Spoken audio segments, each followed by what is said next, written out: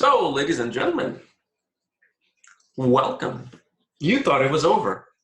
Oh no, not while I have my cigar still lit. Okay.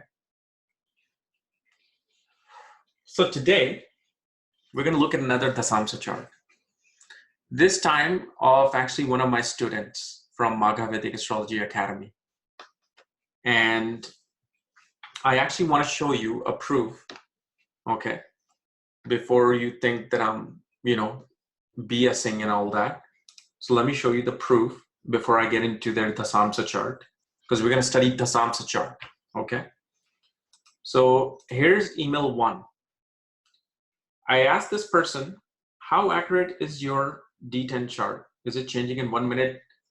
It's changing in 1 minute and Navamsha in seconds. Between 1998 to 2009, love for writing should have been there, and environment and learning biology. Also, you're in dentistry or accountancy. He says, also I know, and then also I said, I know horrible marriage or relationship.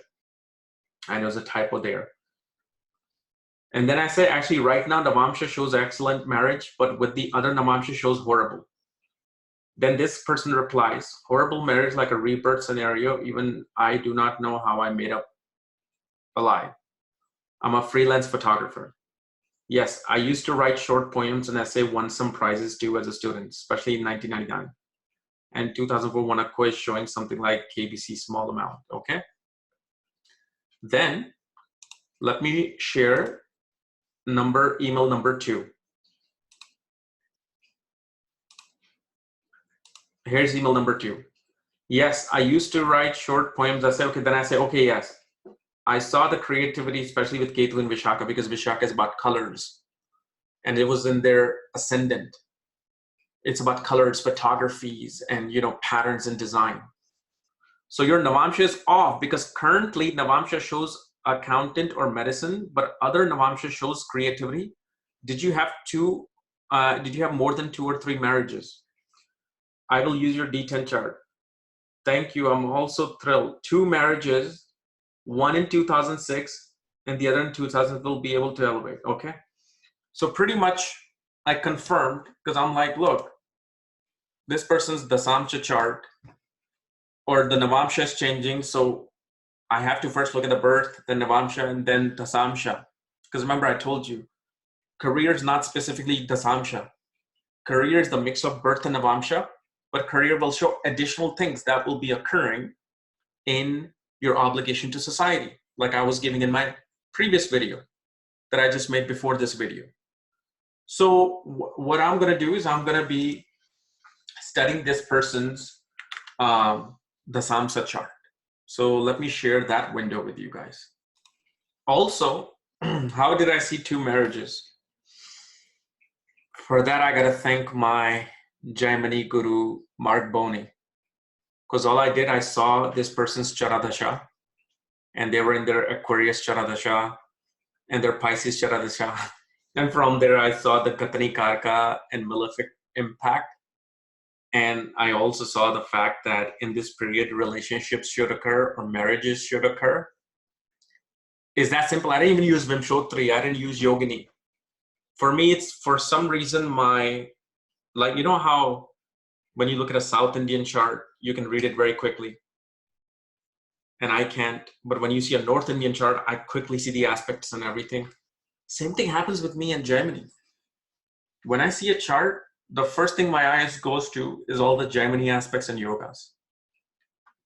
Then I go to Parashara. So this was my go-to tool. So, I mean, if you guys, really want to learn true essence of Gemini, go to Mark Boney. I teach Gemini also in Magha Academy, but it's a very condensed, small lesson because, of course, if I was to teach Gemini like Mark does, I would have to take 3 months, at least 3 months with 1 video lesson each week. And it's just going to be too long. So, but yeah, thank you, Mark. So anyway, let's share this person's chart. I'm just sharing their Dashamsha chart. Okay. So what do we see in the Dashamsha in the ascendant? Ketu, Mercury, Venus. Okay. So the first thing that I noticed with this Dashamsha, and I obviously spoke to this student. I said, look, I'm going to share your chart on YouTube, and but I will hide all the things, and they were okay with that. So Ketu in the Lagna, first of all, will always make a person not wanting to deal with the world. They actually don't want to deal with the world. When they go out in the world, they just want to be left alone. They want to be invisible. That's what Ketu does. See, Ketu is a headless planet or headless graha. When this person goes out in society to do things, they become headless. They're like, do I need to approach this person? Do I need to say hi to this person? Do I have to listen to you? They have these questions come up very first thing. But then we also see Mercury and Venus in the Lagna, which shows that only when this person is able to express themselves creatively, express themselves artistically, then Ketu kind of finds his head through Shukra and Buddha, meaning Venus and Mercury. And the thing is, I actually taught this even in the Magha Academy, how to use Sanskrit name of grahas, because it's like a beach mantra. When you say Shukra, your analysis will have a different construct of the chart versus when you just say Venus. These are very little tidbits, and my brain is so programmed to use English language and Sun and Venus that I always tend to forget that.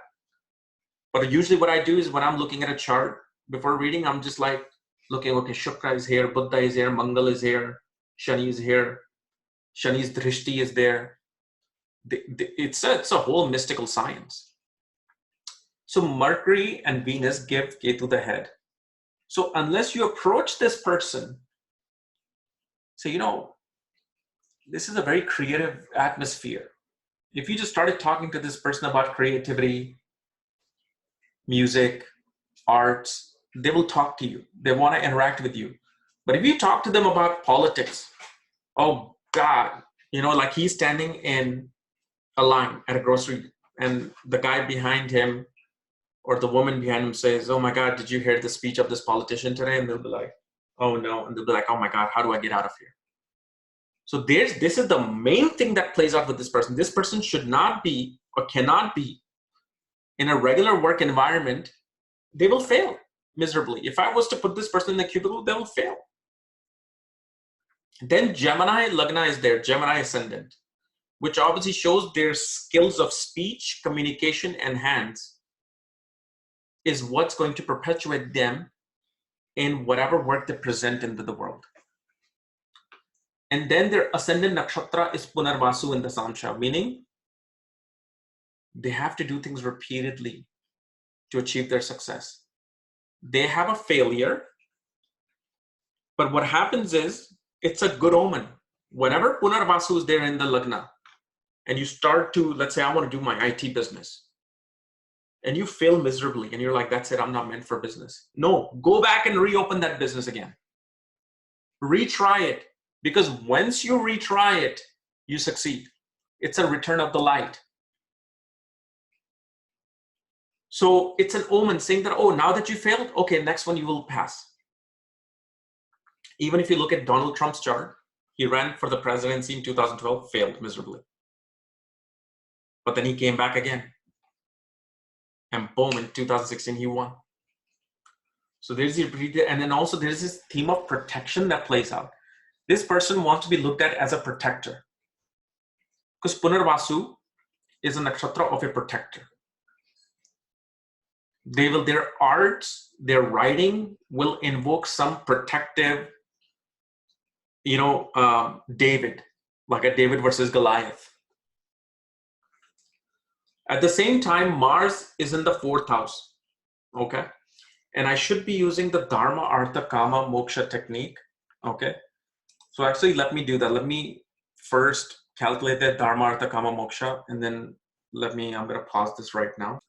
So Their Dharma planet is Jupiter, planet that represents the path of the soul. Their Artha is Mercury, how they find their sustenance. Sun is the Kama. What is the desire? Can the desire be achieved? And Mars is Moksha, which is the inner fulfillment, the ultimate fulfillment. So, when we look at this chart, the Dharma Lord Jupiter is in the 9th house. In the Dharma house. That means that Dharma becomes about publishing, writing, but also being a counselor, advisor, and a consultant in life. Somebody who will ultimately be in a managerial position or a director's position. Somebody who counsels people. And especially their Dharma will reflect healing. Their Dharma will require them to somehow heal people. This does not mean they become a doctor. It means that the work that they do will provide healing. Meaning, if this person is doing photography, their photography somehow, some way, automatically, they will take the type of pictures that will bring out certain emotions from their client, and it will heal them internally. And shows this person will have to go to a distant land or travel a lot in order for them to fulfill their Dharma. And they have to follow a righteous path of Dharma, because the 9th Lord Saturn is looking at the 9th house where Jupiter is. They cannot break principles. They cannot break rules. Meaning, not rules in terms of law. Okay? Like they cannot like break the law, but they can break the rules of society. Because Saturn is obviously a rebellion. They will rebel against the belief system of society. So if society believes in this and this, they'll be like, no, I believe in this. They will always counteract that. Why? Because it's in Satyabhishak. Jupiter is our Dharma, is our divinity. Satyabhishak is extremely eccentric. And in my analysis, I'll show you Jupiter and Rahu. Their nakshatras kind of sometimes dominate the entire chart. You will notice Jupiter nakshatra and Rahu nakshatra, two grahas that control the ether, will dominate the nakshatra story in a person's life. Then Saturn being in the 3rd house obviously shows this person that does not have the need or passion for communication. When they communicate, they just want to communicate straight to the point. They want to go straight to the point and something which is very serious for their communication. And also, Saturn in the 6th house will not give support from their co-workers. So when they work with someone, they'll feel like their work is being dragged. Their work is being dragged. And what happens is they become a dictator then. So if this person was to work in a team environment, they will suddenly want to be like, okay, that's it. I'm going to take this over and I'm going to do this and I'm going to achieve the success. You guys are screwing this up too much. Why is that? Look where the dispositor is of Saturn. Sun is in the 11th house exalted in Ashwini Nakshatra. Sun in Ashwini becomes a dictator. Moon in Ashwini can become a healer or a prankster. But Sun in Ashwini becomes a dictator. Why? Look at the mythology of the Ashwin. What is the Ashwin? What is their last name? Ashwin Kumars. They're the prince. Who is the Sun? The king, the emperor, the highest of authority. So what Sun does in Ashwini, it transforms that nakshatra mythology through its own quality and its own tattva. And Sun's tattva is fire, Agni. And this is why they will, especially when they deal with their support system, they will have very few support system, but very powerful as well. They will not have too many support system people supporting them, or their professional network circle will be very few, but they'll always be powerful and help them. Then Mercury is their artha. So sun is the kama, right? Sun is the kama, desire. So kama lord is in kama house, 11th house, meaning this person will be able to fulfill their desires, but they will fulfill their desires through their own wits, through their own authority, through their own kingship. Support is not going to take them anywhere. They're going to have to do things on their own. They're going to have to do things on their own. And I'm sure this person is going to be watching this video. If you want to comment, you can comment as well. Okay. Mars is in the 4th house. Mars is a moksha lord. So what's happening? Moksha lord is in moksha house. And moksha lord aspects the 10th house, as well as the 7th house. Number one, partnerships just get dissolved. We already saw that in the email with the marriage. But any business partnership, I wouldn't recommend this person. Especially when 7th lord is in the 9th house or 7th lord is in the 5th house, you will notice in the birth or Navamsha even that a person has the hardest time in marriage. So what we do, we apply the same principle in the Dashamsha. If this person was to do a partnership with someone as a business, they'll get cheated. Especially with Rahu being in Mula and the dispositor being in Satavisha, sneaky. They will actually spy on him and try to manipulate the books in their favor. They'll be always behind the scenes handling, especially with Saturn also looking at the dispositor Jupiter. Sure, Saturn is looking at its own sign. It's protecting the 9th house. But this does not mean it's protecting Jupiter. That's something you got to understand, the dynamics. A malefic is looking at Jupiter. Jupiter is sitting in their sign. Doesn't mean that Jupiter is protected. Saturn is going to protect its house, the 9th house of luck, and their mentors and counselors. But Jupiterian energy is being hurt. So they'll have a hard time finding a good mentor. They'll have to go through struggle in order for them to find a good mentor and a teacher in them performing their obligation to society. Because 9th house is not just guru. 9th house of Dashamsha is your mentors at work. People who teach you some skills and tricks for your work. So that's that. And then moon is in the 6th house in Scorpio in Vishaka. The mind struggles with its creativity. Why?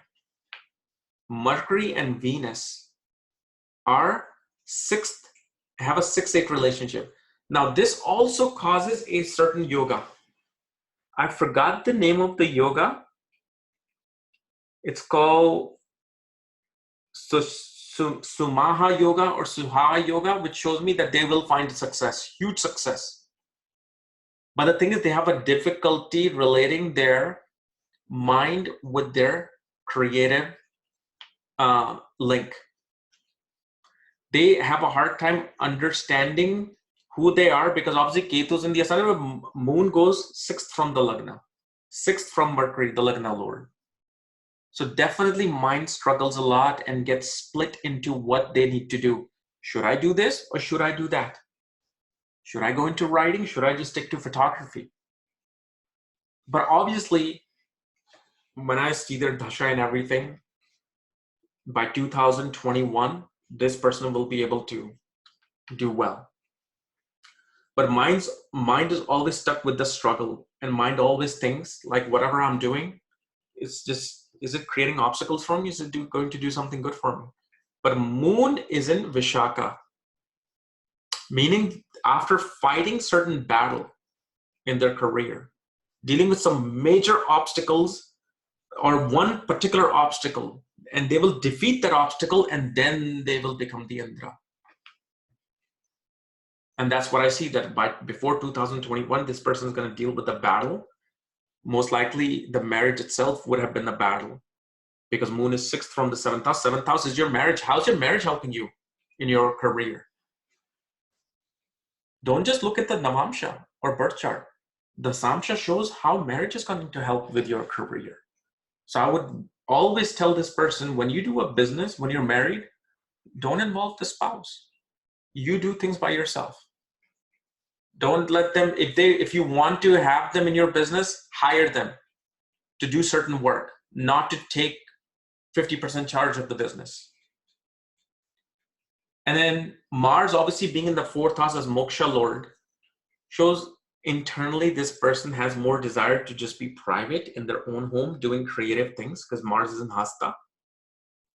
They find fulfillment in creating their artwork in privacy of their own space. Instead of going out in the world, going to some office or some studio and drawing something, this person rather have a studio in their own home than go outside. So this is how I can interpret a Dashamsha.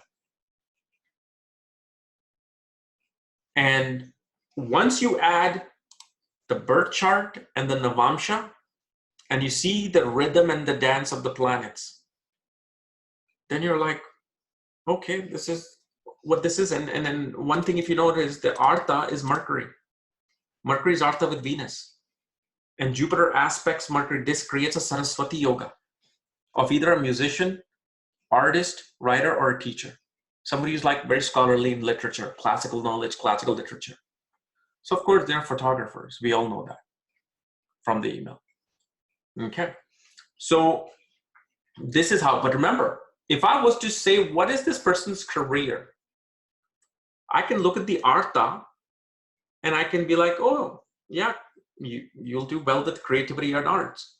But the thing is, because I was judging the Navamsha and birth first, and I saw that discrepancy in Navamsha, I'm like, no, this has to be like either somebody who's dealing with crunching numbers or somehow dealing with even like teeth and something related to the mouth. And just with Navamsha changing in few seconds, like 20 seconds, can change the entire perspective of person's dharma for an astrologer. So this is why accurate time of birth is very must. It's a must for this technique of dharma, artha, kama, moksha. Okay.